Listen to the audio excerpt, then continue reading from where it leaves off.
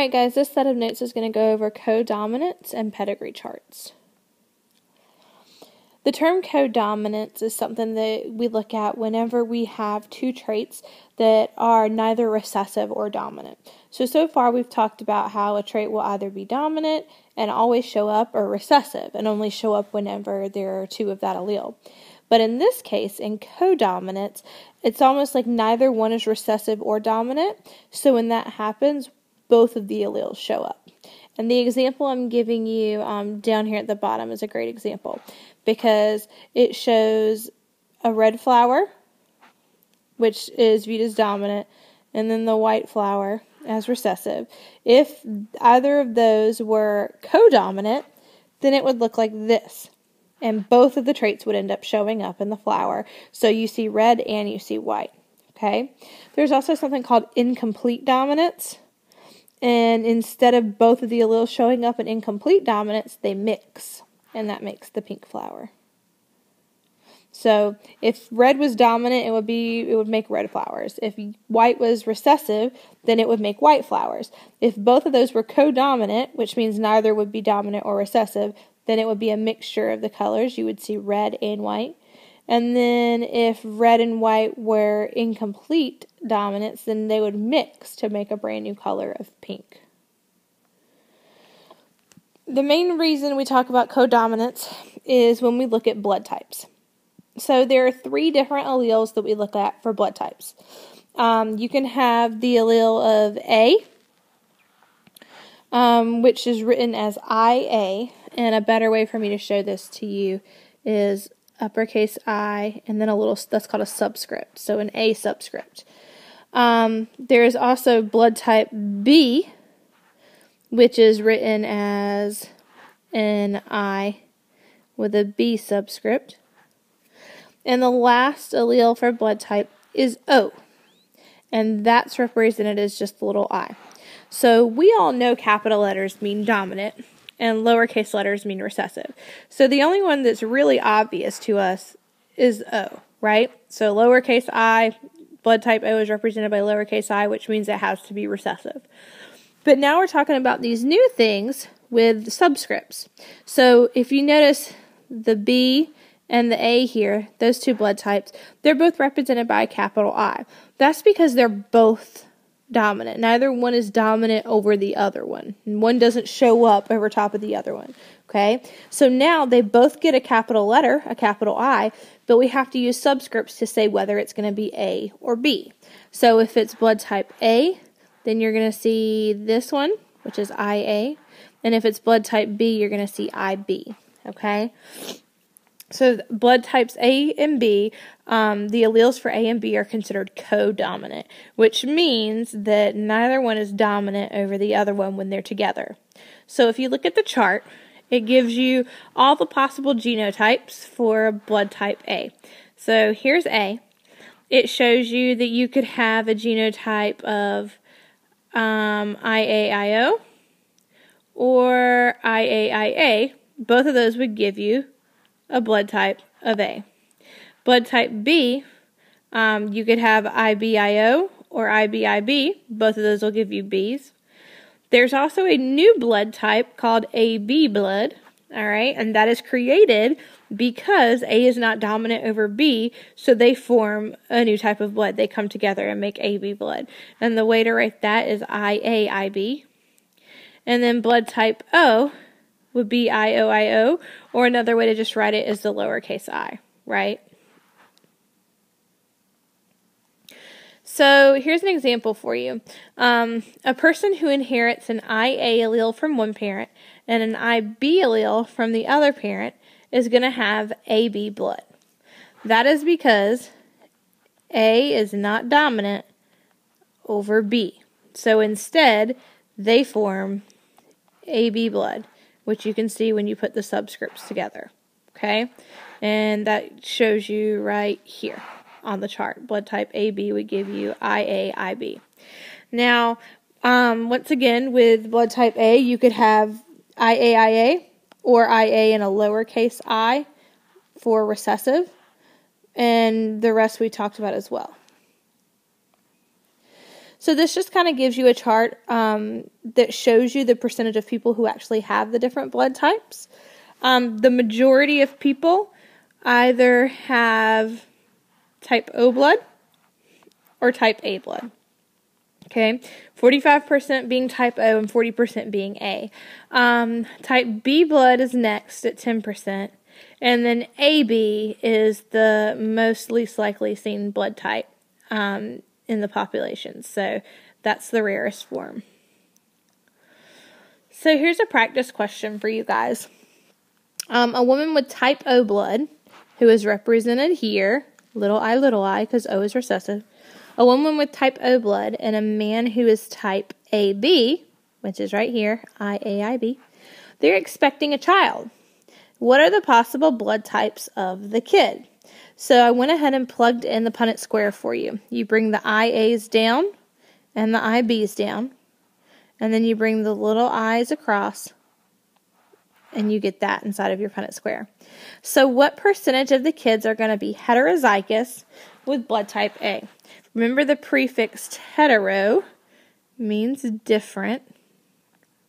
Okay, so what percentage of the kids would be heterozygous with blood type A? Looking at your Punnett square here, you see big and little, but I also see big and little here and big and little here. So all of those look heterozygous, but you have to look at the subscript to see if it's going to be type A or type B. So I see an A here and an A here. So it would be 50% of the kids will be heterozygous for type A. And then once again, heterozygous means two different alleles to give you type B. So here I have big I, and there's my subscript of B. So that's 2 out of 4 boxes, or 50% as well, will be type B blood. Let's look at this question. What are the possible blood types of a child whose parents are both heterozygous for type B blood? Heterozygous means different, okay? And to get type B blood, remember you could have IB, or IB, and then the recessive version of that represented blood type O. Either of these would work, except for you have to look here. The key word is heterozygous. So heterozygous means different. Big B and big B are the same. So that one would not be right. You have to look at this one because it's different. You have the capital letter and the recessive letter. Okay? So what are the possible blood types of a child whose parents are both heterozygous for B blood? They've keyed this in for that parent and for that parent. Okay? So do your Punnett square. You drop IB down. You drop little I down. You bring IB across and little I across. Okay? So what percent chance is there that you're going to have a kid that turns out with type B blood? Well, in this box, the first box, you have IB. So, yep, that gives me type B blood. In the second box, you have IB in lowercase I. But remember, dominant always overrides recessive, so that gives me type B blood. This is the same as that one, so type B. And then little I does not give me type B blood, it gives me type O blood. Okay, so there is a 75% chance that their child is going to have type B blood, and a 25% chance that they're going to give type O blood to their child. Alright, so traits can be controlled by many genes. Not all traits that we talk about are going to be controlled by just 2 forms of a gene. So not every trait just has a dominant and a recessive version, okay? Many traits have different parts to it. There can be many genes that control a trait, and like this map I'm showing you here, skin color is an example. You can see, based on the map, where you find the specific types of skin color around the world, and skin color is one of those traits that several different genes code for. There's not just a dominant and a recessive for skin color, okay? So whenever you want to track how a trait has been passed down throughout your family, you'll use something called a pedigree chart. Pedigree charts show how a trait is passed on throughout a family. We typically refer to them kind of like as the family trees of tracking a trait. They can be used to study the passing of any trait, specifically of genetic disorders. So we use these to figure out the likelihood of a genetic disorder getting passed on, but you can also use them for any other trait. And they're particularly useful whenever you have a large family. So if you have a very large family and you've kept a good record and you know who your grandparents are and who your great-grandparents are and so on and so forth, then these are really good to use to see how traits were passed down through different generations. So if you look at the picture at the bottom here, this is a pedigree chart. It shows the generations right here on the side. Generation 1 will be the first group of people who got married and had children. So these two people right here ended up getting married, and they had 5 kids. Okay? This kid right here ended up getting married to this one, and then they had 4 kids. Out of their 4 kids, this one got married, and this one got married. And then these people had 3 kids, and these people had 4 kids. Okay, that's how you read it. It also gives you a key at the bottom that says if it's completely shaded in, that represents an affected male. And if it's completely, if it's a square, it's a male, and if it's a circle, it's a female. So if the shape is completely shaded in, that means they're affected by the trait that you're tracing. Okay, if it's not shaded in, you could assume that they're not infected or that they could be a carrier. All right. So these are the basic symbols that we're going to see. A square represents a male. Circle is a female. If you have something that is not shaded, like the square or the circle, that means they're not infected, or they don't have the trait you're tracing. However, if it is shaded in, then that means they are affected or they do have the trait that you're tracing. If the shape is half shaded, which sometimes pedigree charts will do, and sometimes you'll have to figure out if they're supposed to be half shaded. But if they're half shaded, that means that they're a carrier, which means they are heterozygous. They carry a dominant and a recessive. Okay, they carry the trait, but it doesn't show up. A vertical line like this means that they had children, and a horizontal line that connects them shows that they got together and were married. So here's a little bit of practice for you guys. Go ahead and pause it here and put in the answers that you think are correct for number 1 being the square that's not shaded, 2, a shaded square, 3, an unshaded circle, 4, a shaded circle, and 5, the circle and the square connected by a horizontal line. Alright, so here are your answers. The first one was a normal male, which means he is a square, because square means male, and normal means he's not affected, so he's not shaded. An affected male is one that's shaded in. Okay.